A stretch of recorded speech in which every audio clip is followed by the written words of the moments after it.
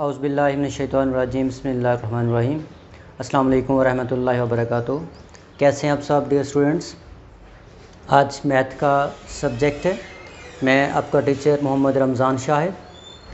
तो हम chapter number 7 पढ़ रहे थे, जिसकी एक्सरसाइज 7.1 क्वेश्चन नंबर 1 हम पहले कर चुके हैं कि लीनियर इक्वेशन। अब उसी तरह डियर स्टूडेंट्स आपके पास आज का हमारा जो टॉपिक है वो है रेडिकल इक्वेशन। रेडिकल इक्वेशन है क्या चीज़, अब इसके बारे में सबसे पहले मैं आपको बताता जाऊँ। An equation in which the variable occurs under the radical, एक ऐसी इक्वेशन जिसका वेरिएबल रेडिकल के अंडर होगा। आपके पास जैसे देखिए ये एक वेरिएबल है x, जो कि इस रेडिकल कहते हैं रूट को, ठीक है। वो स्क्वायर रूट भी हो सकता है, क्यूब रूट भी हो सकता है, फोर्थ रूट, फिफ्थ रूट, कोई भी रूट हो सकता है, उसको रेडिकल कहा जाता है। अब मीन्स के ax प्लस b जो है वो आपके पास रेडिकल के अंदर है, ठीक है, अंडर है उसके। तो अब इस रेडिकल इक्वेशन की सॉल्यूशन को एक्सट्रेनियस सॉल्यूशन कहा जाता है। अब ये एक्सट्रेनियस सॉल्यूशन है क्या चीज़? A method to prove that the solution of that radical equation is true और फॉल्स, कि हमने साबित ये करना होता है कि ये जो रेडिकल इक्वेशन हम सॉल्व कर रहे हैं, क्या ये स्टेटमेंट ट्रू है या फॉल्स है।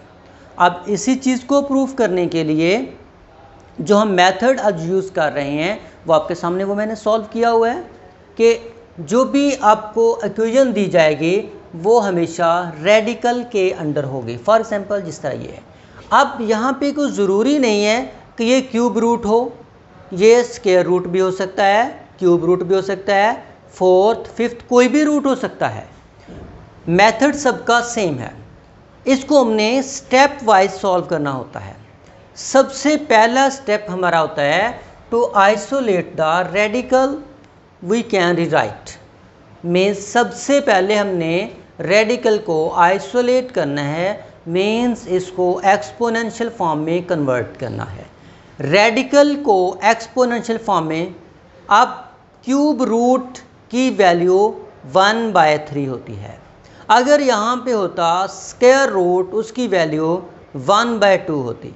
अगर यहाँ पे इसकी वैल्यू फिफ्थ रूट होता तो 1/5 होता। मीन्स कोई भी यहाँ पे आपके पास इंडेक्स होगा वही उसकी वैल्यू बनेगी, ठीक है। तो अब उसके बाद हमारा नेक्स्ट स्टेप हो जाता है taking the cube on both sides. अब क्यूब हमने क्यों लेना है? क्योंकि हमारे पास 1/3 है। अगर हमारे पास इसकी पावर 1/2 होती तो फिर हम स्क्वायर लेते ऑन बोथ साइड्स। अगर हमारे पास ये इसकी 1/5 होती तो उसका फिफ्थ रूट हम लेते, we taking the fifth root on both side, उस वक्त हम लिखते। अगर हमारे पास ये 4 पावर होती 1/4 तो उस वक्त हम क्या लिखते? Taking fourth root on both sides. अब देखें, आपके पास क्यूब रूट था इसलिए उसका ऑपोजिट जो है वो क्यूब लिया। अब क्यूब इसकी power 1/3 multiplied by 3, 1/3 multiplied by 3। अब ये 3 और 3 दोनों आपस में कैंसिल होंगे। क्यों? ये 3 इस 3 का रेसिप्रोकल है। जो रेसिप्रोकल्स होते हैं वो आपस में कैंसिल हो जाते हैं। अब 3 से कैंसिल हो गया, इसकी वैल्यू पावर जो थी वो 1 बन गई। 1 लिखने की ज़रूरत नहीं है, जस्ट हम 3x + 5 लिखेंगे।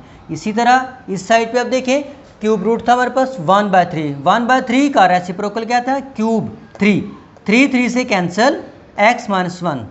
अब आपके पास ये रेडिकल जो था वहाँ से रिप्लेस हो गया, ख़त्म हो चुका है। अब लीनियर इक्वेशन बन चुकी है।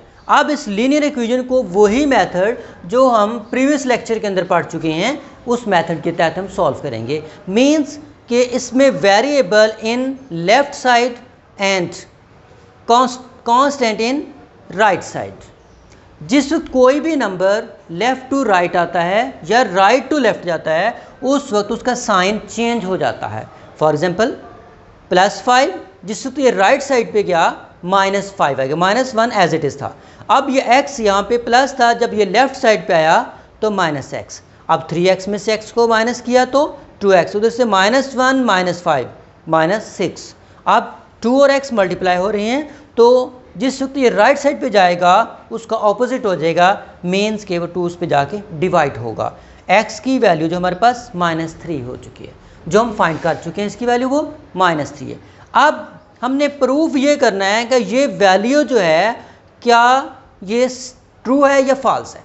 अब इसी चीज़ को प्रूफ करने के लिए हमने x की जो वैल्यू है वो ओरिजिनल वैल्यू में सब्सटीट्यूट करनी है।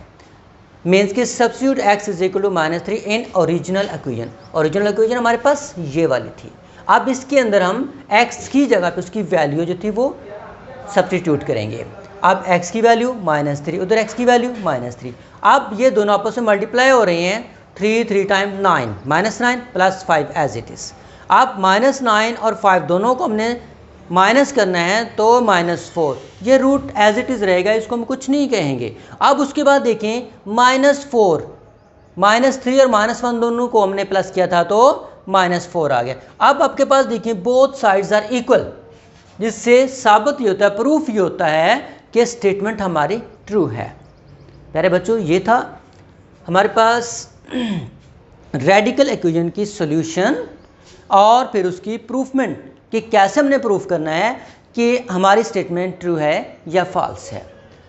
तो प्यारे बच्चों, और अब दोबारा हम इंशाल्लाह फिर एक नए टॉपिक के साथ आपसे हाज़िर होंगे। उस देर के लिए इजाज़त दीजिए। अल्लाह हाफ़िज़।